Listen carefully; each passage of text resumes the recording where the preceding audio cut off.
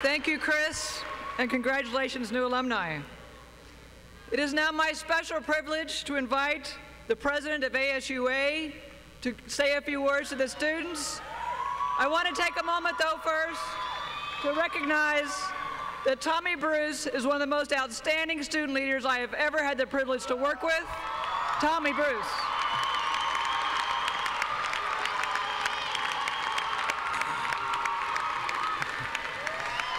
Good morning, class of 2009.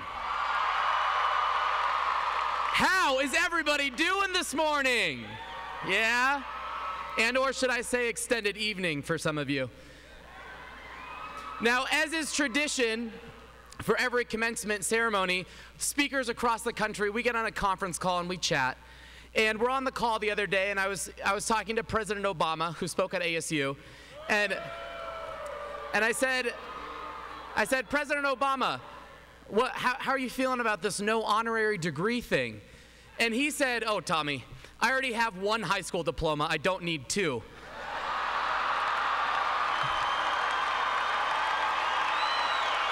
I know.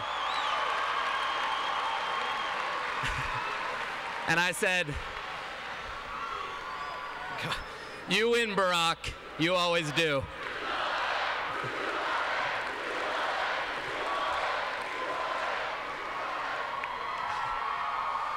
Now, we have lived in a lifetime of countdowns. Since before we were even born, people were counting down to our birth. Our families here, our mothers especially, counting down back to their figures. People were waiting for us to be born. People counted down for the first day of school of kindergarten and to the last day of school of kindergarten. People counted down to the end of puberty, you and everybody around you. People counted down every birthday to the milestones when you turned 10, to a teenager at 13, to driving at 16, to legal at 18, and actually legal at 21. But college graduation is one of the greatest countdowns any of us have ever had the opportunity to experience.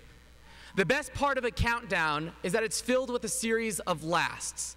Those lasts are not something that you actually realize until those last few months.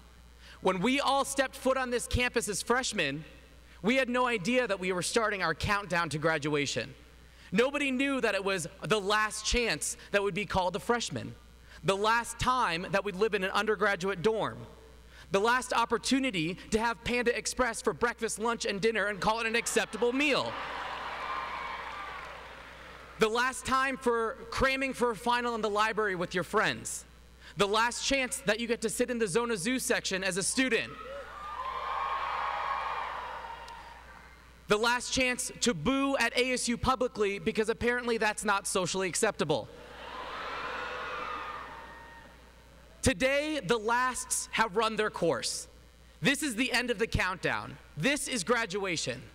But the best part of the end of the lasts is it begins the firsts, the first best memories, the first chance when you step out as a college graduate, a graduate from the University of Arizona. The class of 2009 is not your typical graduating class. The class of 2009 came into this university and left it as a different place.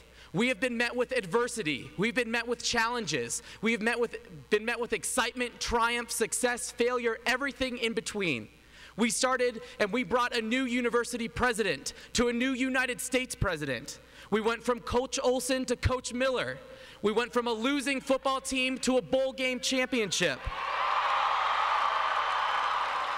We went from an economic disaster to the biggest cut in higher education history.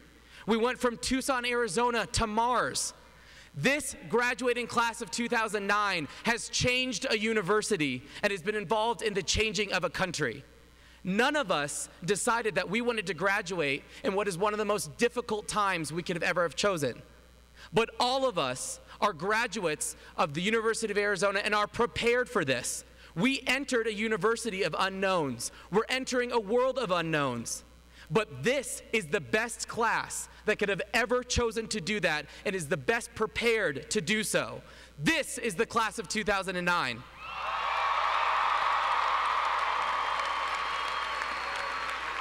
Whether you're walking out of McHale today knowing exactly what you're doing, or you're walking out still trying to figure it out, you will always be a Wildcat.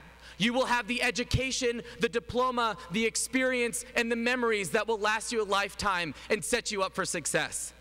Bear down and get excited. Congratulations, class of 2009.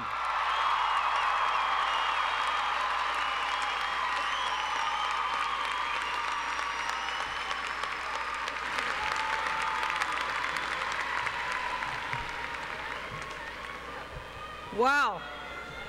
Tommy knows how to say it, doesn't he?